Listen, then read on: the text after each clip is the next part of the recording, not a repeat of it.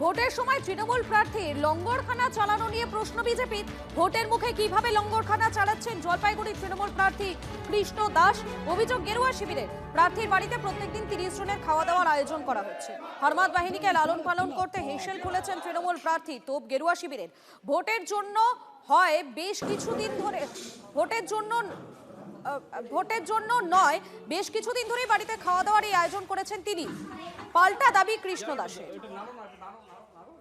মনে করেন হয়তো যে লোককে খাওয়ানো খাওয়া দাওয়া নিয়ে তাকে ভোট দেওয়া, তার জেতার পক্ষে তার একটা এই বিষয়টা যেহেতু রয়েছে, তবে আমি ওনার সম্বন্ধে এটুকু বলবো, হারমাদ বাহিনী পুষে তাদেরকে খাওয়িয়ে তাদেরকে পোষ্য করে রেখে ভোটে জেতা যায় না।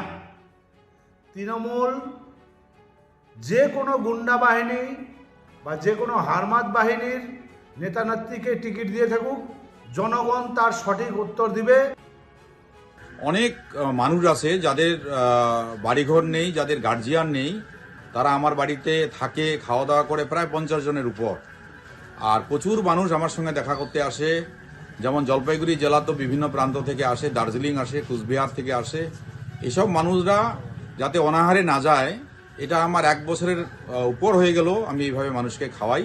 তার প্রমাণ যদি লাগে এসে দেখতে পারে যে কতদিন ধরে এরকম খাওয়ানো চলে।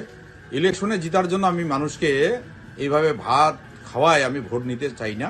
এবং যারা এখানে খাওয়া দাওয়া করে যায় তারা সবেই বিভিন্ন প্রয়োজনে আমার কাছে আসে। এখানে ভোটের প্রচারে বা ভোট করার জন্য ওরা আসে না। বিজেপির এই ধারণা এই কারণেই হয়, তারা নিজে অসাধু লোক,